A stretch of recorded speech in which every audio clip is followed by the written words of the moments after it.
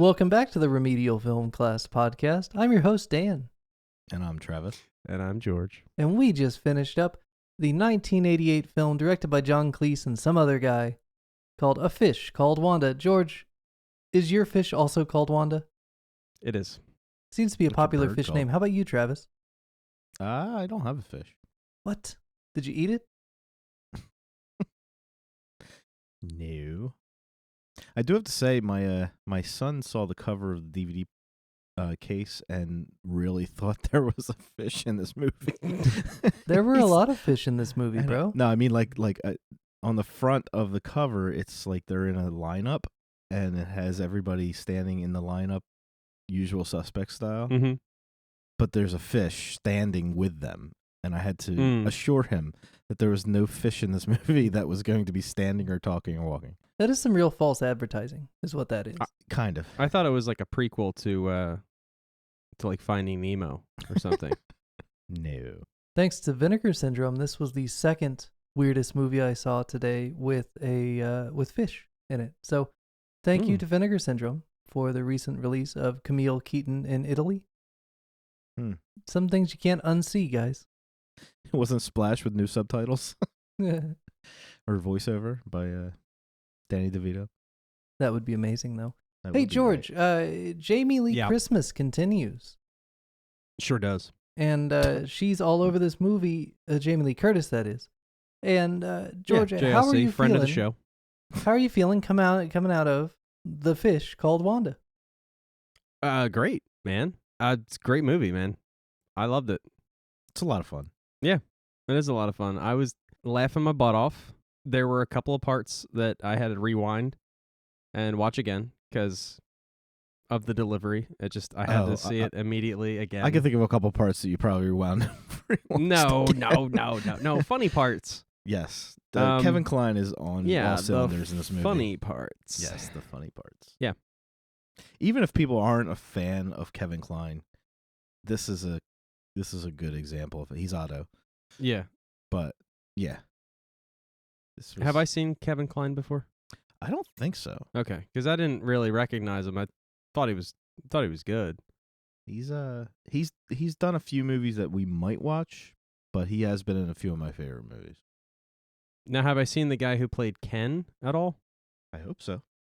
Michael Palin, he's in everything Monty Python ever did. No, I mean, like, I recognize the name, but we haven't watched anything. Not on this show, no. Travis is having a coughing fit. Send help. Oh, he inhaled spit. Oh, that's a lot of detail for the show. Clap it out. I don't know. He's still having trouble. He's laughing. He's over in the corner of the room like, you're making it worse. How you gonna kill her, Ken? Oh my God, this movie. Is it wrong to say that this is one of my mostly quoted movies? Is it really? It really depends on what you're quoting, I guess. I don't. Asshole! Like I do that. You could do that all the time for anything. The stuttering stuff, not so much. Although my sister and I, this is one of our favorite movies, so I will do that scene with her, and she'll play along. But, Very good. You know, the car, Right. which comes up a lot. But no, we don't do like the stuttering so much. Wake up, limey fish. Like when I wake my kids up, I'll say that. Mm-hmm. I'll open the door and turn. Wake up, limey fish. They don't know what it is. Although Gabe now knows. Right. How did Gabe like the movie? We didn't start watching it till like 11:20. That's shorthand for he didn't stay awake or like. No, it. he was laughing. He was having fun, but I can't remember when I looked over and he finally nodded off. But he was enjoying it. He got pretty much through it. If we watched it at a normal time, he would have definitely gotten through it. He said he liked it. Do you have any notes for us, George, before we get rolling? No, I don't. I mean, I don't know. Like, I feel like when I'm into a movie like this, I'm just like, I just want to enjoy this. I can't like stop and pause and take a note.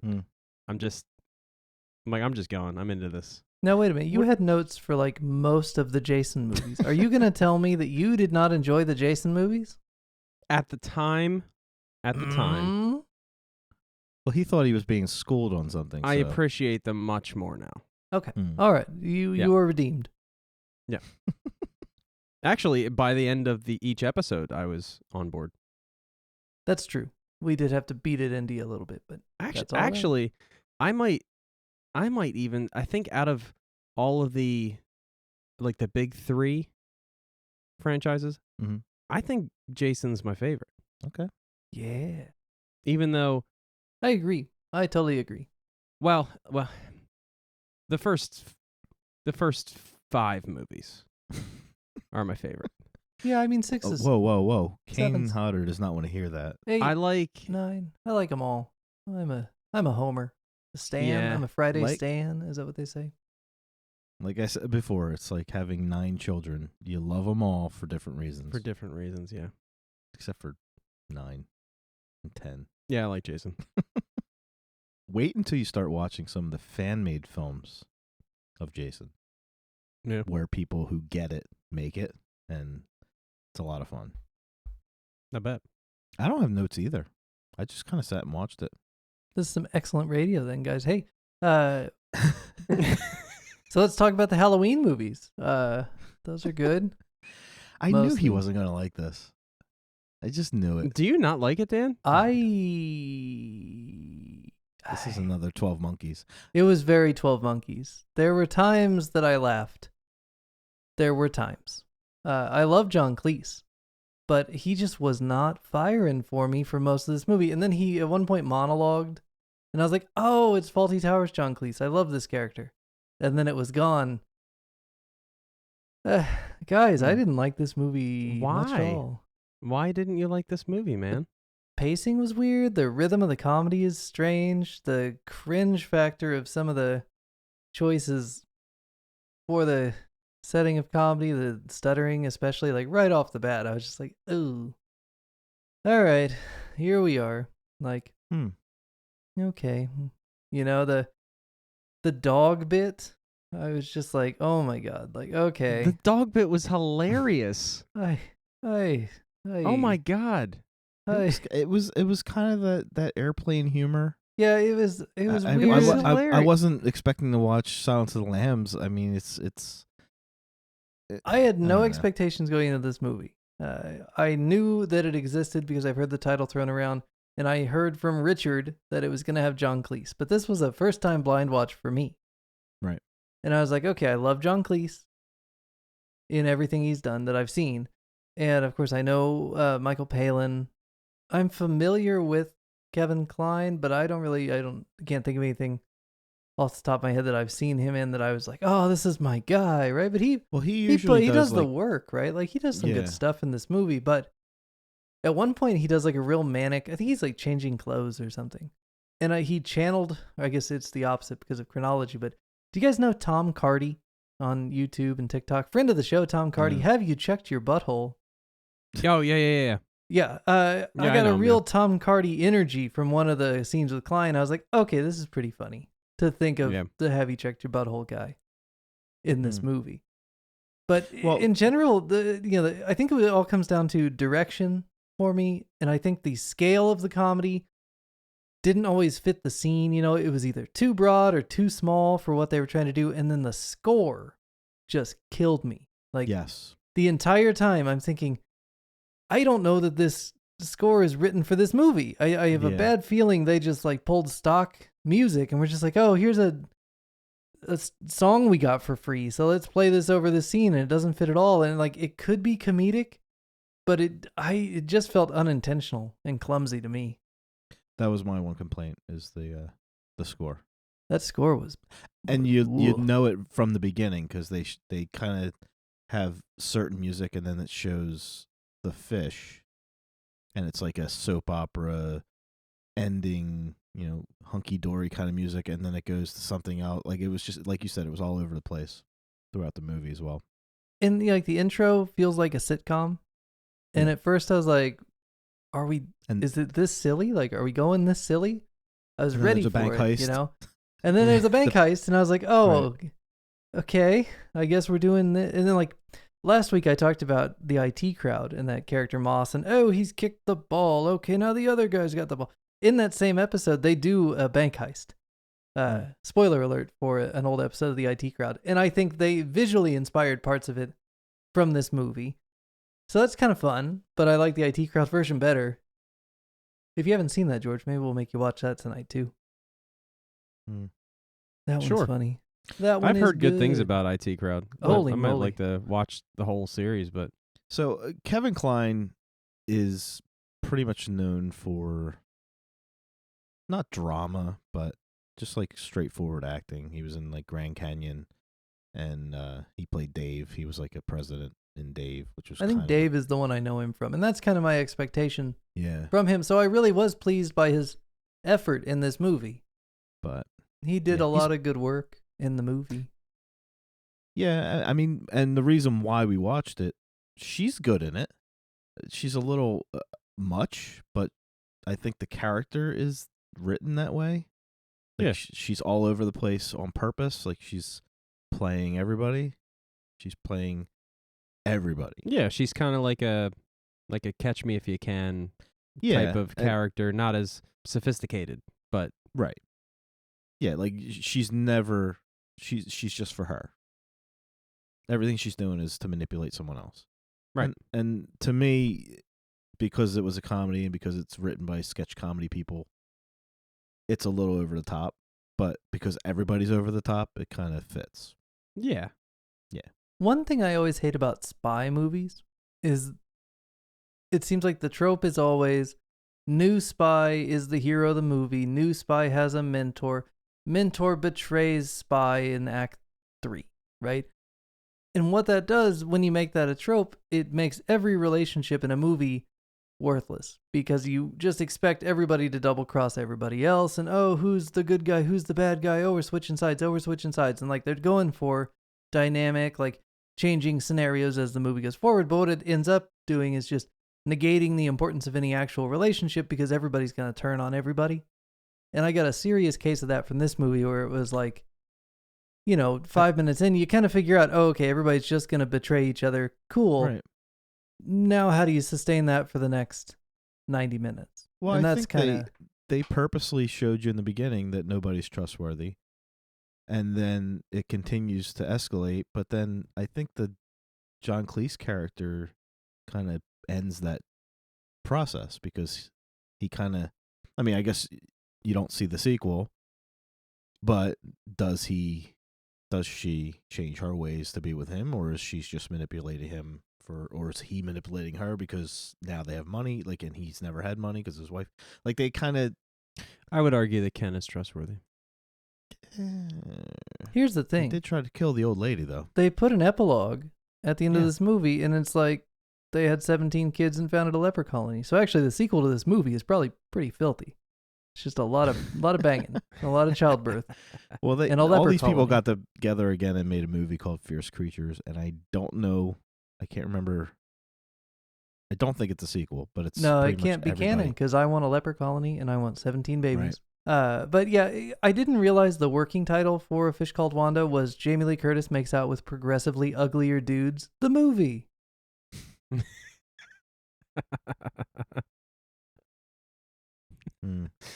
Oh, man. It was weird, man. There's a lot of, and I mean, I get it, right? The thing is, if you have a superhero, okay, and her superpower is a really strong punch, right? She's the female Roman Reigns. You know what I mean? She's got that she's one like kick move, puncher. and that's the only move she has. And then you sustain a 90-minute, 100-minute movie with her progressively doing the same punch to another guy and then another guy. It's like, yeah, it was a little one note for me. Sounds great for me. Do you speak Italian? I do. There you go. See, you're in. You're in like Flynn. Just get her a gym class rope that for some reason. But I think your anger towards it is taking away from the actual joke. Like he wasn't speaking Italian. He was saying Italian words.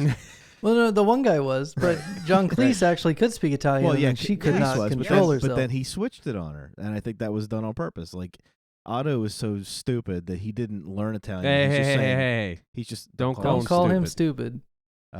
He's going mozzarella. Like he's just he doesn't. It was very much the equivalent of Joey on Friends being like, Yes. The coup plow.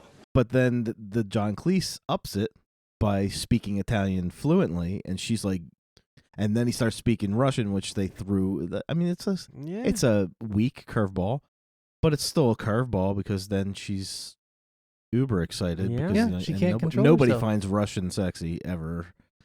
That language is not sexy. I don't know about that. Hello, nurse. Hello, nurse. I don't know. I think it's very. What is the hello nurse from, guys? Animaniacs. Okay, that's what I thought. Yeah. And then you said it differently than I did, and I was like, is that from a movie that Animaniacs copped it from? No. I wasn't sure. I hate when Dan doesn't like. Yeah. So how about Oh yeah. man, no expectations this time except that I like John Cleese. That was all I had going in, and man, this is not for Dan. This is not a Dan movie. I can't believe I've seen this movie like 40 times. I can't believe it. Maybe by watch number 40, once I've built up a thing where I'm like, oh, here comes my favorite line from this scene. Oh, he said the line. Now I'm going to ignore the next 5 minutes. That might be something I can do later. It's kind of nostalgic for me. I'm sure if I watched it for the first time. It's not nostalgic for me. No, I'm saying my love for this movie is because I grew up with it. Yeah, I didn't. Yeah. I love it too. I think Dan's broken. Dan in post is not allowed to talk during this episode because he's going to get like a week's worth of stuff and then just start injecting. I don't know. But we're here to teach George about how movies work. And sometimes we have to give him counterexamples. Ha Zing. I think this movie works. I mean, I do agree that some of the things you said, the score, yes. Pacing, I don't know. Maybe the transitions were odd, but I don't think the pacing was bad. There was just some like even clumsy audio editing and stuff where dialogue would drop out, and I was like, "What? Did they just? Was that an edit? Like, are they trying to cut some? Did they just not have a good? I didn't. There's some really questionable ADR. She says some line in the airport with her back turned, where I was just like, "Whoa, that didn't sound the same as any of the dialogue." Okay, cool guys. Like, I haven't seen. Does John Cleese direct a lot of movies? Because I know him from TV and from Monty Python. I don't think so. But maybe it's just because he's new at this. I don't know if he. I know he wrote it, but I didn't know he directed it. I know he definitely wrote. It said story by John Cleese and written by John Cleese, but I thought the director was a different. Oh, it lists him as an uncredited director. Excuse me. It's Charles Crichton who gets credited. Yeah. And I looked at his credits and I didn't know any of his stuff, and I don't know. He did a lot of movies. You'd think he'd be better at this by the time he gets to the 80s, but I have a feeling he just kind of put the camera and let them play. I don't think there was much direction going on. I mean, you're not going to rein in Klein in this character. I guarantee you he did about 2 months worth of character study. Did the whole Nietzsche thing, like Nietzsche. Like I think he did a bunch of things that he brought to the table and just played. And dumb people reciting cherry-picked philosophy is a pretty funny thing. Generally, for some reason, it didn't really hit for me today, but like on the whole, that is a pretty funny thing that I laugh at on a regular basis. Apes don't read philosophy. Apes do read philosophy. They just don't understand it. That's a good line. That's a good line. There were good lines. I'm not saying the whole movie is bad. I love when he gets, well, I'm sorry. And then he starts, why are you robbing your own house? He starts kicking him in the head, and he's like, sorry.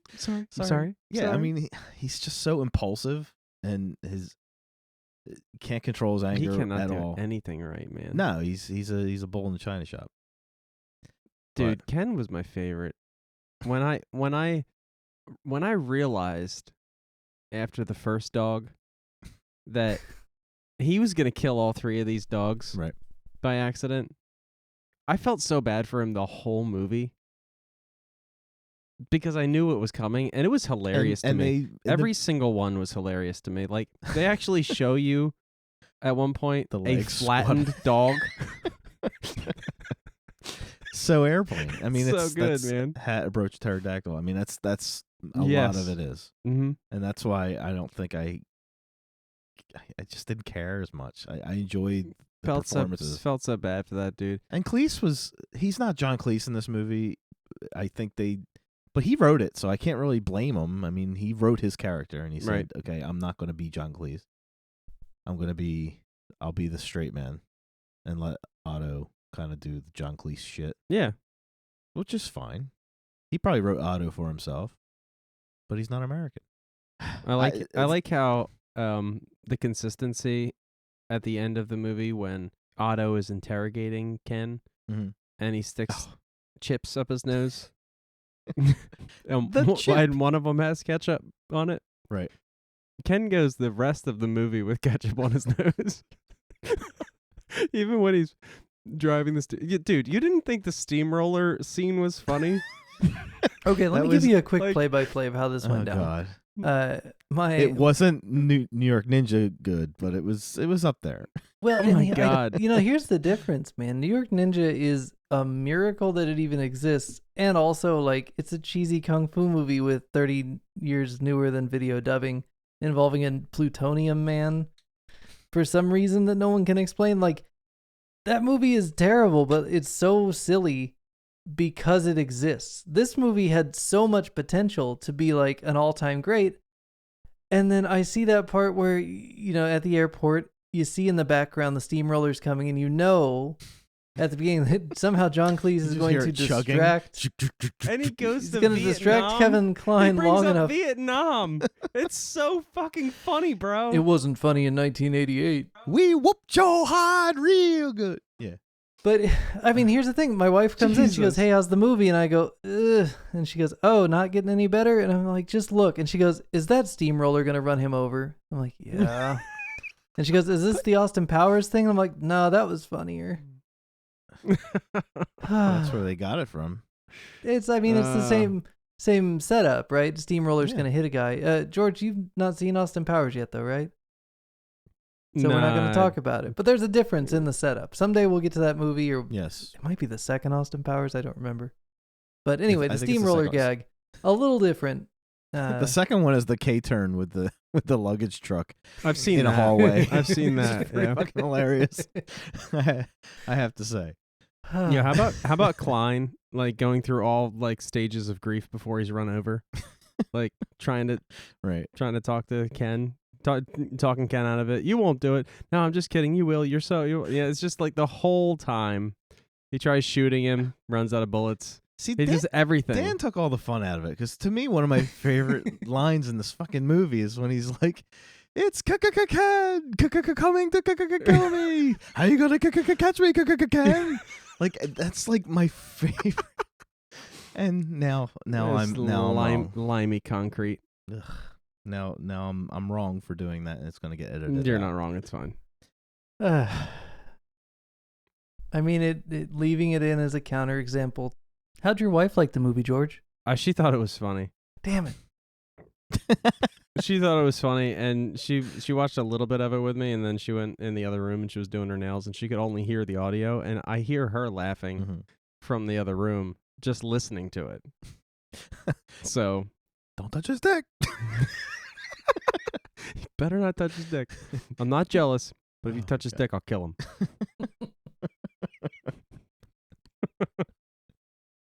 Oh, Dan, I think you're just being a contrarian. I think you like this movie. Sorry, I was about to spit my tea all over the computer.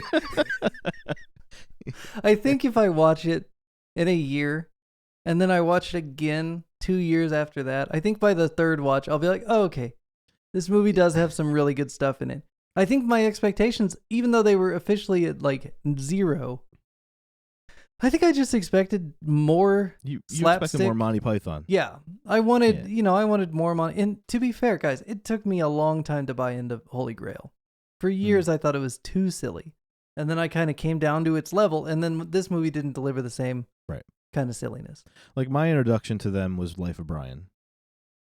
And it was genius. And mine was the machine that goes bing. Yeah. Or I'm sorry, the machine that goes bing. Bing. Well, actually, That geez. sound means your baby is still alive. There's a reason that these guys are. I mean, you could tell in Richard's voice that like this movie. I mean, you don't remember George, but when Richard was talking about this movie the other day on our show that you were on and present for and listening to, I at the wish time, we had Richard for this episode. yeah. you He could would tell save- that they he would save have this episode. they have Yeah. really strong feelings for the Monty Python folks. Like they have an esteem in England Sure. that they don't have even here. Yeah.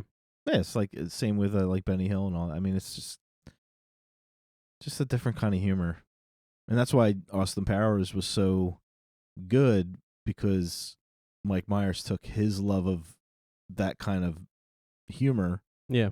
but he watched it through the lens of a Canadian, through his BBC. Mm. So it's like he just added more to it. So that's why his British humor is actually funnier at times. He than John actual- Carpenter did. Yeah. Yeah, he added that little bit of extra efficiency or whatever, that American/Canadian little quality that That North American quality. the North yeah. American quality. I like that better. Yeah, the North American quality that John Carpenter did to the Italian stuff, Mike Myers did to this stuff. I think Klein won an Oscar for this. Yeah. I think so. I want to say he did. Trav, I love how you come at situations Completely with unprepared. no facts. You know? You're like, I feel like he did. I for I some feel reason it in my gut. It reminds me I'm of gonna the look it up. it reminds me of the not SNL. It was the Colbert Report, where Yeah. Stephen Colbert says he's talking about how he follows his gut. You know? Right. And most people follow their brain, but he follows his gut. He says, you know, there are more nerve endings in your gut than there are in your brain. Now, I know you're going to tell me that's not true, but I didn't look for it in any book. I just felt it in my gut. Kevin Kline did win the Oscar for Best Supporting Role, though. Best supporting actor. Hey! So See, Booyah! you can make fun of me, No, I just... but the fact that I pulled that shit out of my A, I mean, that's where Okay. it comes from, if we're being fair. 1988, No, he came from his gut. 1988, He felt right? like he... Yeah, 88. 88. I was What month does the 13. Oscars usually happen? month? Yeah. It's like March, April. March of Then- '89, April of '89. I was So I was 14. days from being born Nice. Yeah. when he won the Oscar. But here's the What- thing about the I'm Oscars, not saying guys. I don't believe you, Travis. I just No, I know. when you say I believe he won an Oscar. It's like, did he or didn't he? But see, it comes No, from I a different think he place. did. I'm pretty Like, sure. It's not a gut feeling. It's a I'm almost positive that I saw him win an Oscar for this, but I'm not. I'm too lazy to fucking look it up. So I'm just gonna say it, and if it's wrong, Dan and Post will fix it later. So I guess Charles Crichton was actually nominated for an Oscar for Best Director, which makes me call into question the entire Academy. I just Yeah. almost spit take my milk. Nice. Interesting. Yeah, so the terrible director was nominated. I can Yeah. get with that. Like, if he's you say he's a terrible director. I'm Or saying he the- did a poor job with this movie. He might be a great director. Okay, fine. Yeah, this particular movie. Okay. I feel like if I had these actors and this script and these writers, I would just do the same thing, Mhm. which is like just let them do it. Yeah. Yeah, Um, but even down to like the cinematography, which I realize is delegated, but like Yeah. this movie was shot like a Mr. Bean episode. Just real like stuffy Yeah. British They did the cinematography. 1966 Batman camera tilt. Oh for my the gosh, bank, yeah, they bank went heist. Yeah, oh god. Yeah, Oscar nominated Batman 1966. Kapow, right? shit. Like I love that Kapow. movie, but like come on. I was waiting for Otto to climb a building on a rope and have the camera just tilt on its side.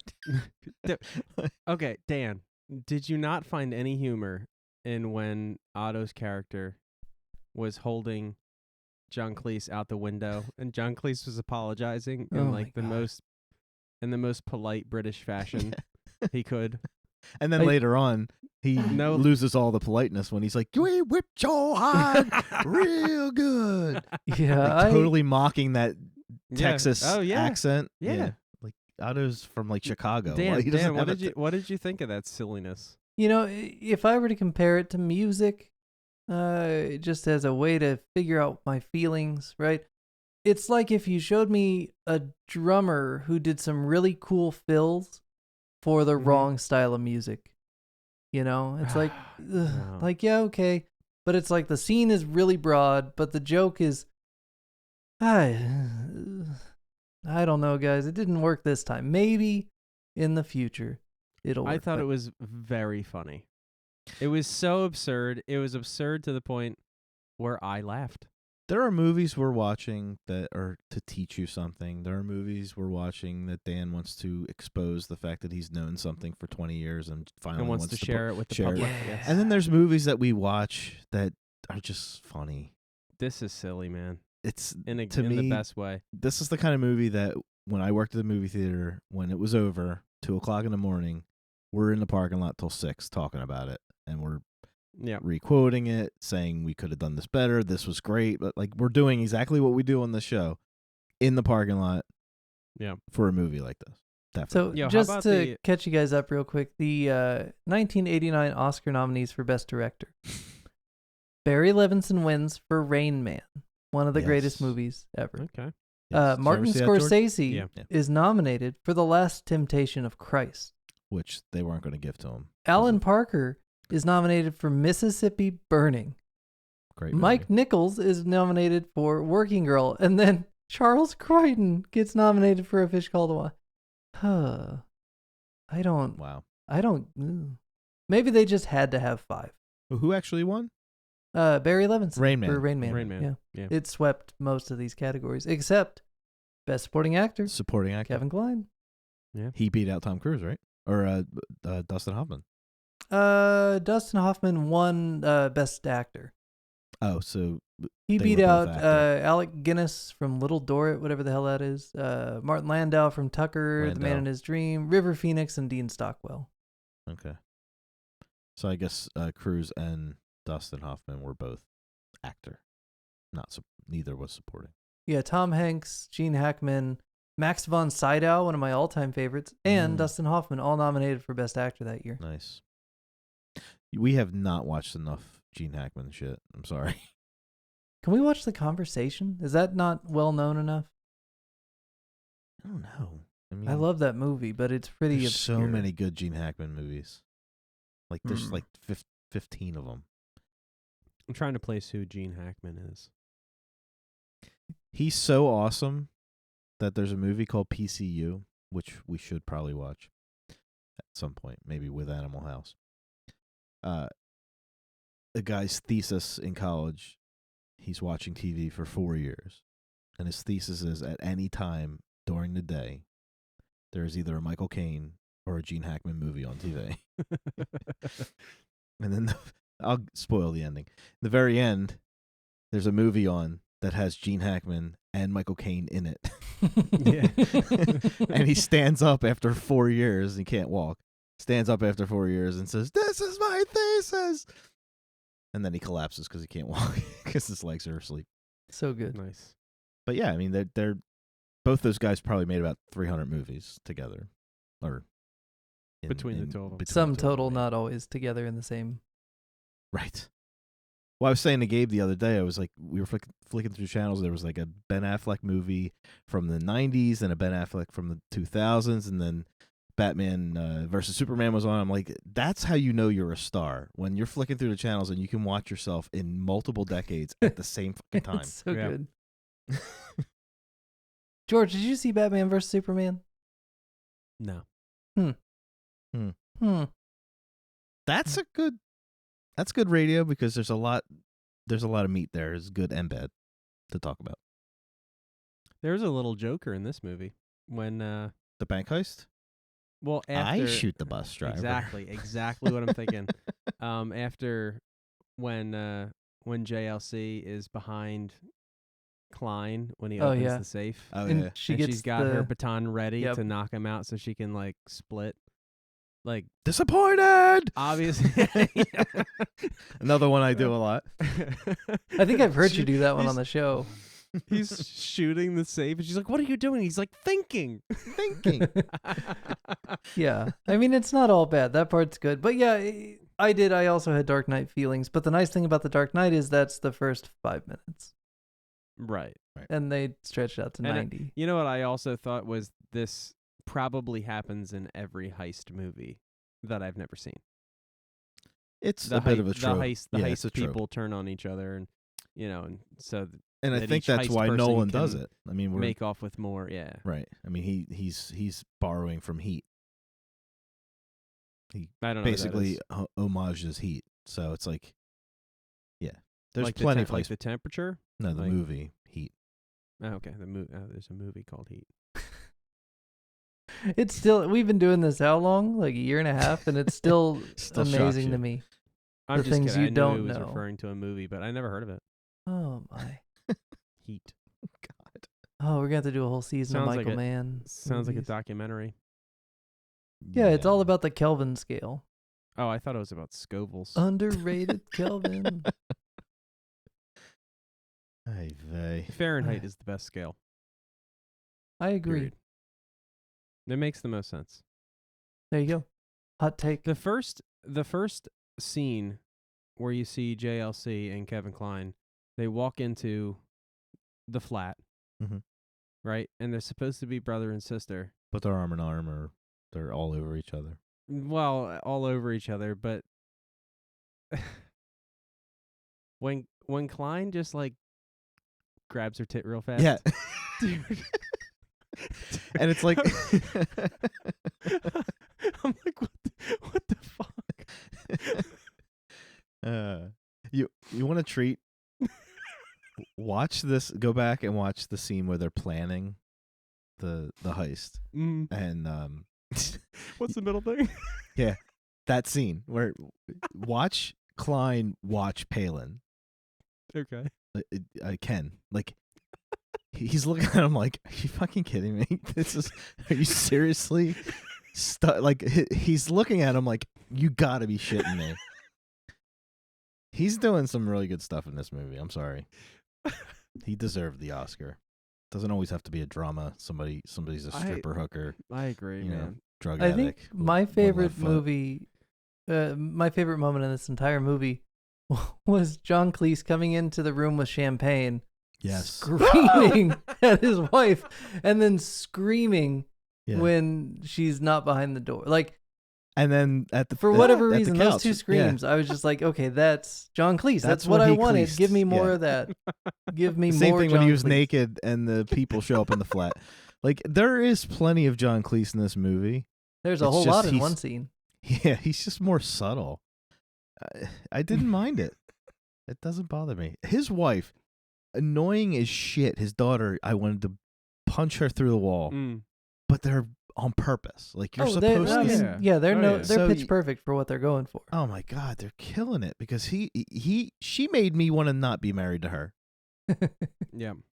I don't know though. There's that part where he's all horned up and has the champagne, and she's like, "Oh, hey," and so a lot of it's probably him, right? Like, he's just not into it anymore, and that's his fault. He should get into it. Well, I mean, it's the chicken or the egg kind of thing. Yeah, I used to break Jen Stones all the time about that. I'm like, that don't talk like that.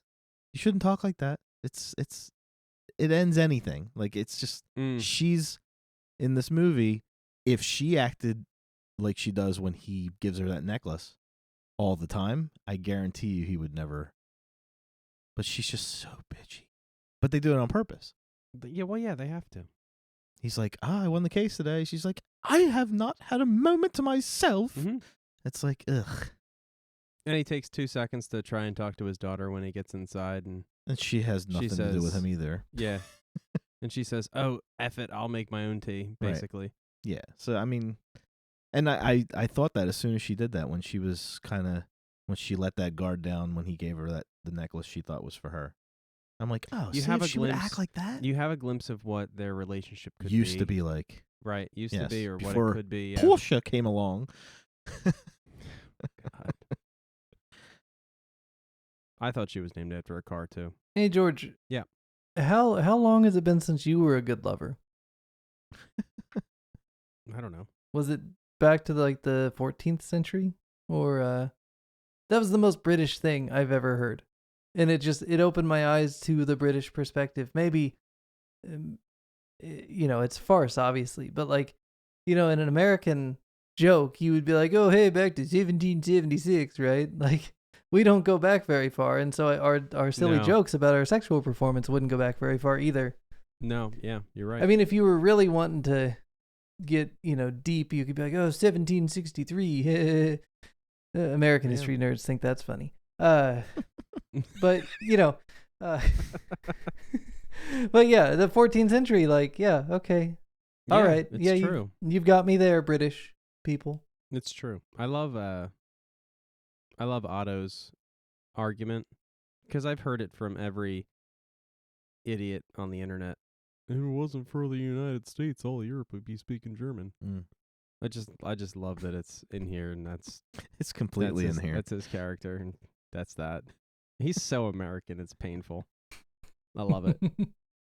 The Gettysburg Address joke sucked, though. I was like, ugh. Yeah. Ugh. Ugh. Yeah. Ugh. Well, it was. He's like, ugh. I don't know. It reminded me of the 90s craze of the "Your mom is so fat" jokes. Yeah, it did. Like it was along that line. Like I think back then. Yeah, Otto's so dumb he thought blah blah he's blah so blah blah. dumb. Yeah, your mom is so fat she jumped outside. And not jumped every, up in the air and got stuck. Yeah, not every your mama joke is gold. Gold, right? But the good ones are great. The good ones are good. So that's what that was there, Dan. I guess. I just, if they'd done it the other way and been like, oh, what's any of their names? What's Cleese's name in this movie? Archie. Archie's so dumb he thinks the Magna Carta sticks to your refrigerator. Like, it still sucks. Like, it doesn't matter that it's the Gettysburg Address. Like, guys. No, I agree. I think it wasn't that great, but yeah. They can't all be character. aces. Yeah. It works for Otto because he is such an asshole. And it also works for Wanda because she's not, she used him. Right, but Wanda's not the most intelligent. She's not the most learned. She's, we don't know that. She seemed to latch on the legal terms and things she needed to do to get what she needed. Like she's kind of resourceful. Might be a case of the ape reading philosophy, though, bro. You think? I don't know. I'm just throwing it out there because it's in the same movie. I don't think we. I don't know. I think she displays like chameleon type personality where she knows enough to be able to adapt to any room. I felt like she could get exposed at any moment. You think? She did a couple of times. When she was... God. Hey now. That scene with her and Klein where he's like trying to push her into it and she's saying no. Yeah. That made me uncomfortable. Like in this movie, I did not need that scene. I don't know why. I was just like, ugh, cringe. Gross. It made me uncomfortable too. But For because it was JLC. You knew she'd get him. Does it bother you that JLC has your mother's haircut? It does. It does. But it bothers me. This series just got dark in a new, unexpected way. Hey. Shit. Actually, every Warner girl had that haircut at some point. Oh, no. Jamie Lee Christmas is canceled. Yeah, because you remember... I used to say how your mom was cloning people in her chair because everybody that got out of her chair had the same haircut. My mom's a hairdresser. Backstory: my mom's a hairdresser. So that's funny. Maybe we should bleep all that. Does she listen? No, fuck no. I don't even listen. It's funny. Warners don't listen to podcasts. Ain't nobody got time for that. That scene where he's speaking Russian to her from the floor below. At the snuck in borrowed flat or whatever. She has an uncomfortable amount of drool in that scene. Like I felt icked out by Like, how she wiped her face when she comes up. Yeah, it was. If you notice, she Guys, kinda, it like, was collects it. It was too much. It was just too much. Oh, I don't know about all that. My wife was George in is the like, I room. really wish I was that rope. My wife was in the room for the first sex scene, the one with Otto. Right. And, when he smells her boot. And yes, and juxtaposed with John Cleese and his wife Clipping his nails, yeah. Yeah, like just the shaving his callus. Ugh. Yeah. I basically call that 5 months of marriage, 25 years of marriage. Dude, I'm watching it, and I am just, because I know where this is going, Right. and I'm when just he was watching thrusting and he's basically like lifting his like entire body off the airborne, bed. yeah. I'm watching that with Gabe, and Jen. Obviously, she wakes up right at that scene, right? Right. And she's like, "What the hell is he watching?" just go back to and sleep. I'm like, "Jen, stop! It's funny. Yeah, it's funny. It's erotica, dear. It's Deal with it." But he was laughing the whole time. And then you cut back to John Cleese and his wife, and they're in separate beds on different he's like sides scratching of the his room. bald spot. And you know, I don't know, man. She has this nightgown that just goes all the way to the floor, and she takes her, I guess, what do you call them? Leggings, her pantyhose off. But like she's trying to be, like not show anything while she's doing it. It's Right. like you're in the bedroom with your husband. This is so Puritan, like. Yeah. It's all there for a reason. It's so good, man. It's so good. I love it. I won't say it. Dan, you're so wrong, bro. This movie's great. I don't know. It's so funny, bro. Listen. And I had to suspend reality myself for this movie. There were certain things that I said, when I was watching it, I said, this is stupid. Like the fact that, Cleese's wife never opened the locket to find the key. Right? That the key stayed But it's inside got the a locket wolf that for entire Wendy. time. Right. I thought this whole movie, but then again, the whole movie kind of, you would have no movie if she opened the locket and there was a key and she, you know what I mean? So they could have had her open it. She would have known what it was for anyway. Right, but you need the key to have a movie. Well, and that's and the I like key, how right? they glossed. I like how they key. glossed over. Yeah, that's the key. I like how they glossed over how they got into the safety deposit box to begin with at the airport. Mm-hmm. They just, don't need ID. Don't even have to know what box number it is. Just point me in the direction. Yeah. I have a key. Can I find which box this is for? Like, they didn't even address that. So, like, there's things about this movie that, you have to suspend reality. You can't look at it critically. But I didn't care. It's a funny movie. No, it's not. It's like watching Christmas Vacation. It's like, half the shit makes no sense. You take that back. It's funny though. The shitter was full. That's exactly why that Christmas happened. Vacation. It's one of my favorite movies ever made. Dan, how do you feel about Christmas Vacation? It's one of my favorite movies ever made. Love the hell out of that movie. Good. I watch it we're on the probably same page 3 to 5 times a Christmas season, easily. But yeah, half that shit that you have to suspend. Yeah. Belief. So it's like, okay, it's just there's certain movies where you just kind of. This was one of them. This is one of them. It's fine.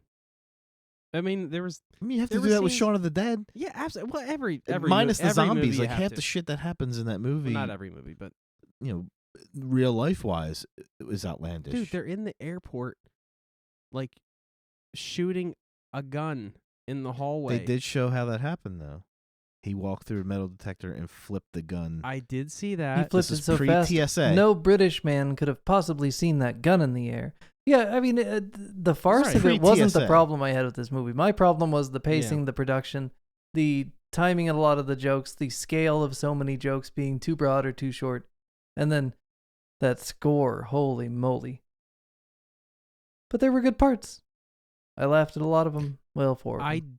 I disagree with all of your points except for the score. Well, Thought there the you pacing go. was fine. Thought the jokes were great.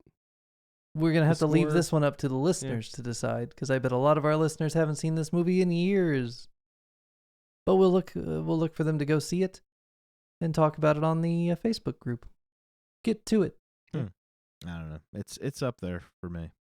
I love it. It's not My Cousin Vinny where I can watch it 10 times a week, I'm gonna watch it again. but it's a nice quick. It's not quick. It's under 2 hours, right? Yeah, it's an hour and 45, I Yeah. think. It's one of those movies, like Dan said. You could obviously it's a good DVD to have because there's a few scenes you're just gonna skip past. Yeah. But the good ones I'll watch over and over again easily. Dan won't. I'll try it again Yeah, next he will. year. I'll let it age, ferment in my memory, and then maybe I'll look past the flaws and see it only for the parts that are good. Hey, so our next movie, George, are you ready to hear what you're watching in your next round of the continuing Jamie Lee Christmas? It's a movie. A movie. Theoretically. Yes, I'm ready. Where's Jamie Lee going after a fish called Wanda? Wanda. All right, so this week we're going to watch a movie. Mm-hmm. I won't tell you who's in it. 'Kay. Other than Jamie Lee Curtis. JLC, friend of the show. Kevin Kline is not in this. Damn. Stop telling him who's in it and not in it. We're going to watch. Dun dun dun dun. Road Games from 1981. Do you have any idea what this movie is and or could be about? No. I've heard the movie mentioned. When? I don't know. Possibly here. Around. I don't know. Okay. I had never heard of a fish called Wanda. Okay. So, until Well, 2 weeks ago, apparently. this movie was back then was a very niche. Stop telling him stuff about the movie. Yeah, sure. Okay, yeah, I'm excited. Hi, this is Dan in Post. You know, we had to make a slight audible for next week. Road Games is stepping in place of a much more mainstream but much less available to stream movie with JLC in it. If you think about it hard enough, you'll probably be able to figure it out.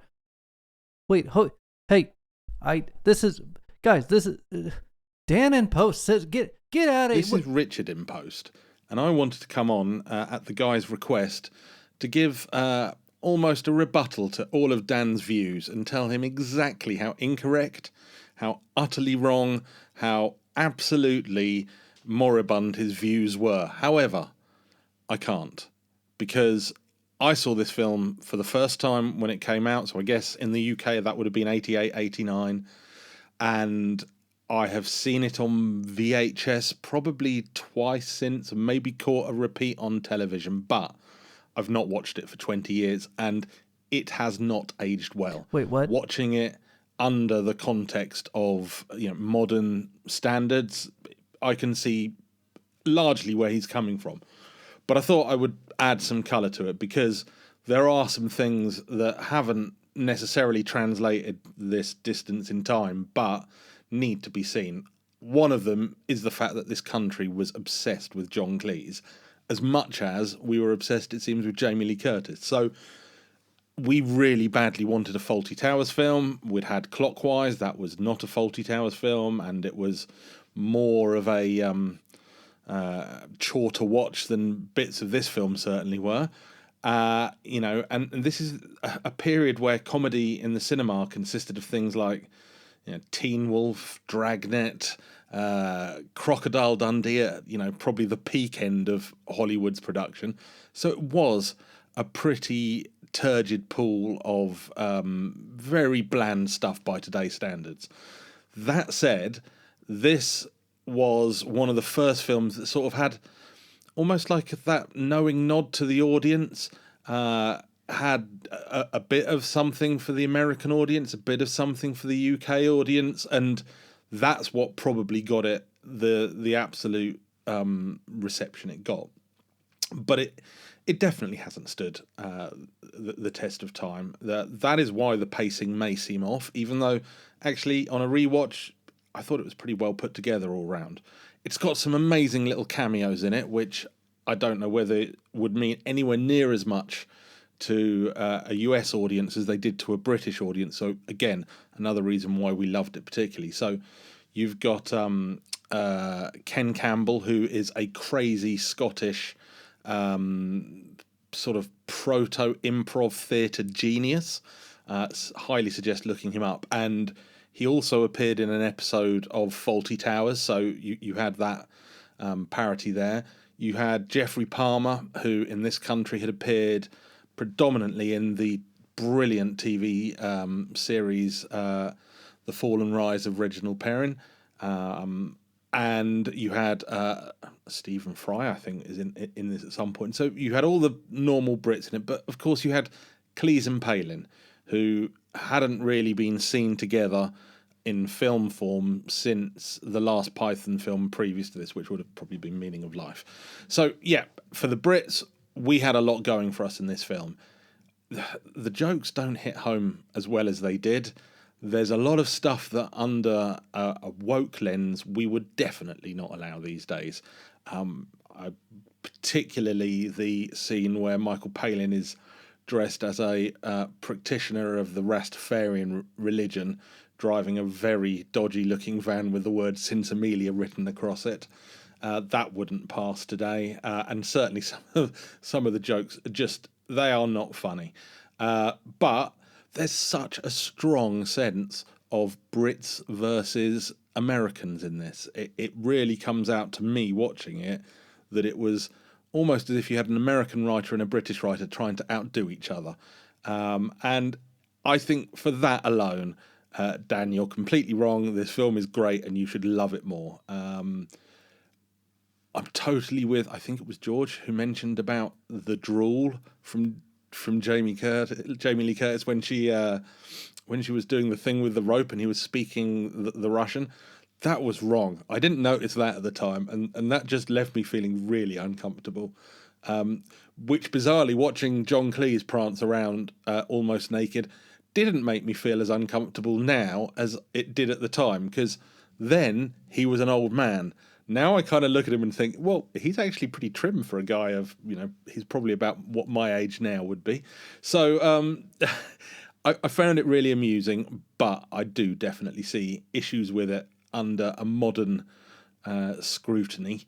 But I really enjoyed the episode, guys. You need to get more British comedy into your life. I would suggest that this isn't the best, but as you've rightly pointed out, it has influenced an awful lot of comedy that's followed. So maybe not a film that we look at as a master of its craft encapsulated, but instead something that influenced greater films to come. Certainly, as you said, the Austin Powers films, etc. So yeah, that's me done. I recorded this about 15 times. There's 15 takes of me going, oh, fuck it. I decided not to give you all of those, but just in case you want to, oh, fuck it. Thank you for joining us on the Remedial Film Class Podcast. As always, you can find us on Twitter and Instagram at Remedial Film Pod. You can find us at facebook.com/Remedial Film Pod. And of course, we're on YouTube and every podcatcher imaginable, so wherever you're getting your show, remember you've always got options. We'll see you next week with Road Games 1981.